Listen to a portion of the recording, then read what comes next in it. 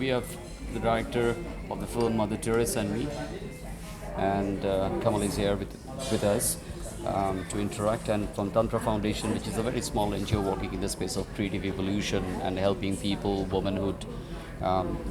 It falls in our space to talk about it. So Kamal, I was speaking with Jacqueline just a while before. She said that there's an incredible capacity you had in putting things together as a script writer. The flesh and bones were already there before she stepped in. So this is something which you bring on the table, and therefore making the movie of Mother Teresa becomes gives a different perspective, because you're coming from a different background and looking at it, and the caring aspect, which you said every human being has a capacity to care, right? So how challenging was that human aspect to be reflected in a film where you try to squeeze in time, of 40, 30 years, and as a filmmaker, how that time, the historical time which I'm talking about, to squeeze into something which is, for people can, understand in 1 hour or 1.5 hours of film. Yeah, well, this film is 2 hours. 2 hours. Because it has 2 stories of 1 hour, Yes. and one of the stories is a story of based on Mother Teresa's life, Yes. but we don't talk about all the life of Mother Teresa, Yes. because for me, the biopics that try to start, if you show the beginnings in Albania, if you show all her life, and then she comes to India, and then all the way to having a prize in the end, I think it's not so interesting. It becomes very illustrative. Yes. So for me, it was more interesting to think, where is the character very interesting, when is this person very interesting, and what is the best arc for this dramatic arc for this character. And I found that for me, it's really interesting to concentrate this action in a period of about 12 to 15 years. So that's from the moment she hears the voice of Jesus in her head, and she goes to the slum to answer the call to go to help the poor. But as soon as she starts working in the slum, the voice of Jesus in her mind disappears. So there she feels abandoned, and more abandoned, to the point that she will be. I'm sorry, I was a little bit distracted. Yeah. So abandoned. She feels abandoned, and therefore she's losing faith, and it's gradual. And then she lost faith, and then there is a point where she never gets back to her faith. But she thought it's more important to help people. So in that way, she said, I better hide my feelings in order to continue to represent, to be a role model for other people. Yeah. So it was a decision which maybe today you wouldn't do, because today we know with with psychology studies, we know that's not the best way to handle such a problem. Yeah. But when you have people who are a little bit different, you cannot sometimes reason with them. Yes.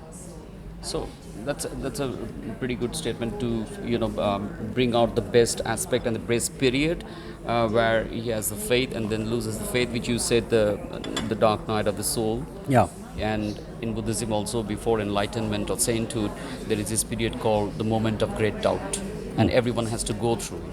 Yeah. And that is where not everyone, I mean, those who are in the process. Yeah. Yeah.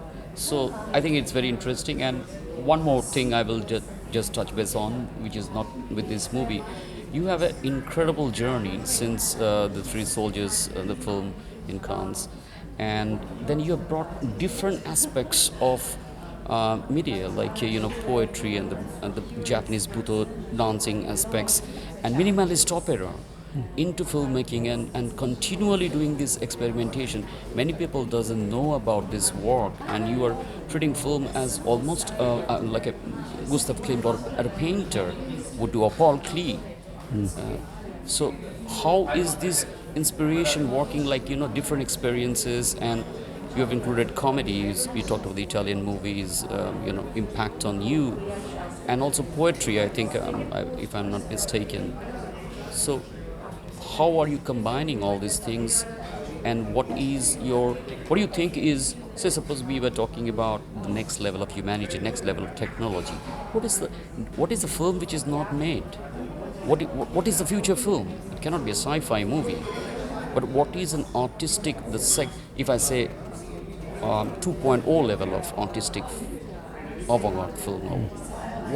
Well, you see, I mean, I started making film in Super 8 as a kid when I was 12. 12, yeah. So I continue making film as an amateur until I was in my 20s, and I went to make a film school in London, in England, in Beaconsfield, National Film School, and then I, learned not only a bit better things, but I already knew quite some things.